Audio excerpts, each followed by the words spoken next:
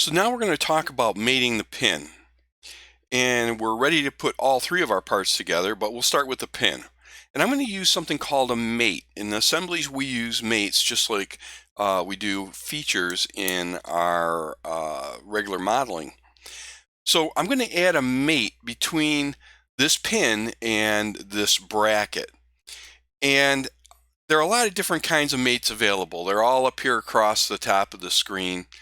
Uh, Which mate you use depends upon what degrees of freedom you want to limit when you apply them. So what mate are we going to use? Well, that depends also on how you want the parts to behave, or how they would behave if you were in real life. Um, Today I'm going to use what's called a Revolut mate. So the Revolut mate is this one right here. I'm going to use this between the pin and the bracket. Now I get this nice dialog box here, and it's asking me to choose the mate connectors. And mate connectors are the way that things are hooked together.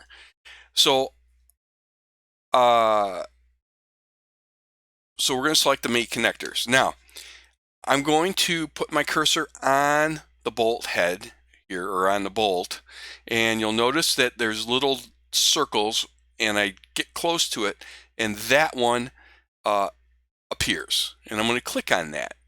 Now, I'm also going to come out here to my bracket part, and I'll put my cursor right on the edge of the circle here, and again, that little emblem appears, and I'll just click, and you're going to have the pin snap into place.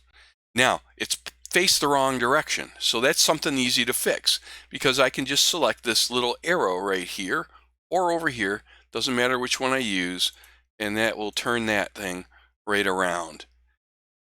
Now, excuse me, I'm going to green check mark this and show you something here. Right now, because I use the Revolut mate, you see that is able to move back and forth. All right, and that might not be the thing that I actually want to use. So I'm going to go back to my Revolut mate, and I'm going to double click on it. And the benefit here is that I have not lost my mate connectors. But what I can do is I can go and change my mate type, and I'm going to use this one down here called fastened. Now I'm going to hit the green check mark, and when I come to my pin and try to rotate it, it doesn't change. So in this case, the fastened was the type of mate that I had to change to keep that bolt from spinning.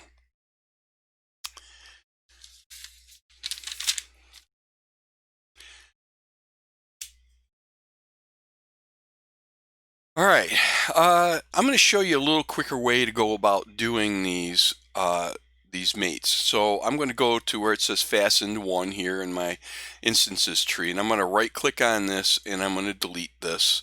I'm going to pull this pin away, and I'm going to use this time what's called snap mode.